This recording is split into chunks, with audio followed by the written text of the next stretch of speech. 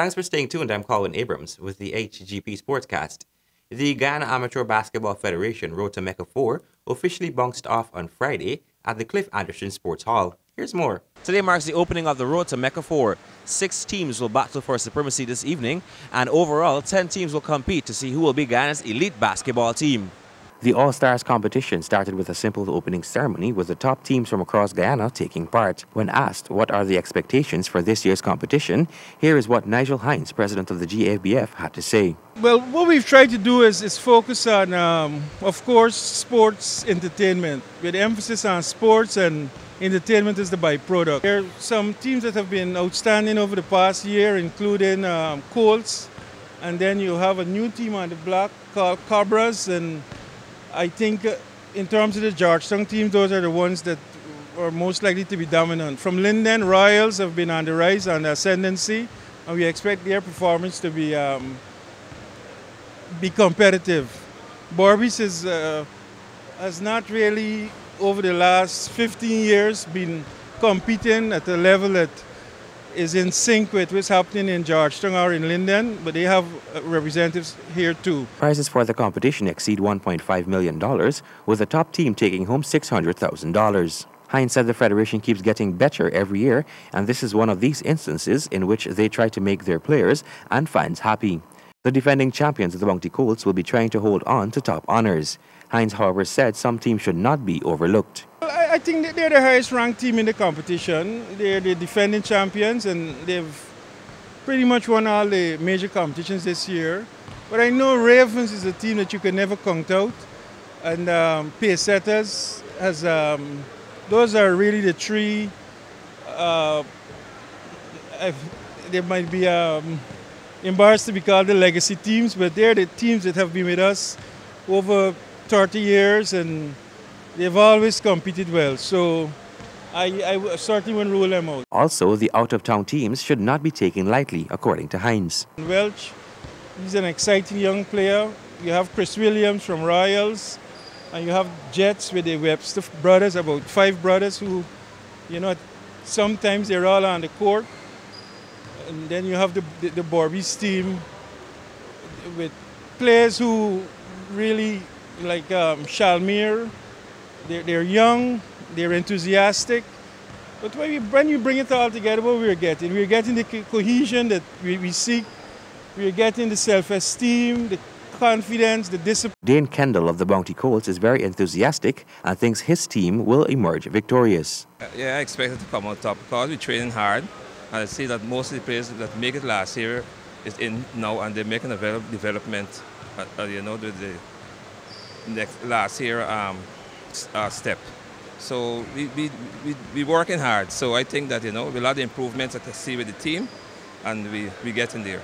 Okay, and how has been the practice sessions? You guys been working to perfect the team?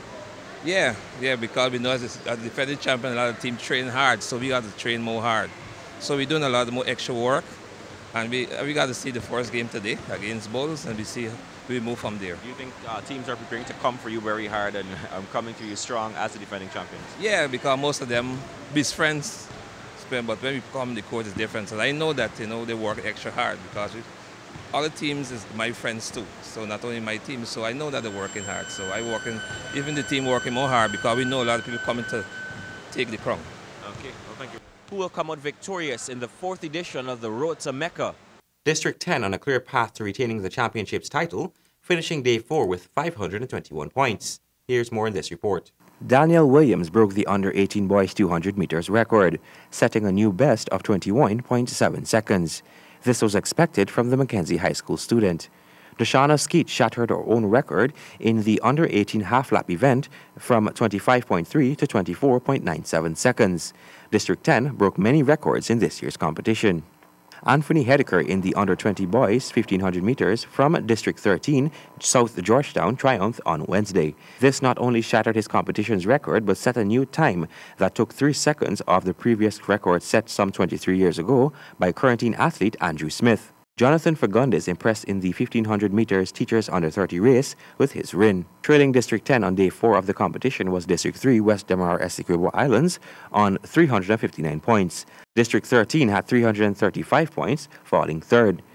Friday was the final day of the championships, which came to an end with the 400-meter and 4x100-meter finals. The cycle road race pedaled off on Friday morning from the Vreeland Hoop Junction to Ruby and back to the stadium for the finish. The West Indies batsmen failed on the first day of the first test against New Zealand in Wellington. Stanford Howard has the details. The Kiwis won the toss and sent the Windies in to bat at Wellington.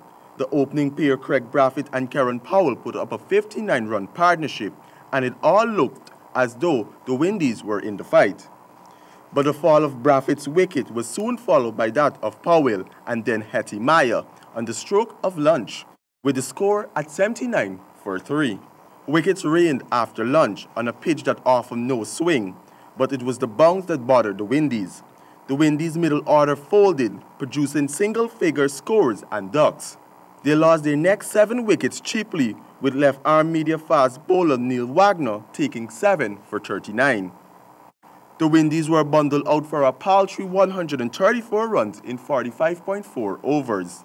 In the Kiwi reply, they lost 2 wickets for 85 at stumps on day 1, with Kemar Roach and skipper Jason Holder taking 1 wicket each. The Kiwis trailed by 49 runs with 8 wickets in hand. For the HGP Sportscast, I'm Stanford Howard. And finally, the Terrence Alley National Open Championships, with Dennis Thomas knocked out GDF's Akudo Bess in the second round on night 2.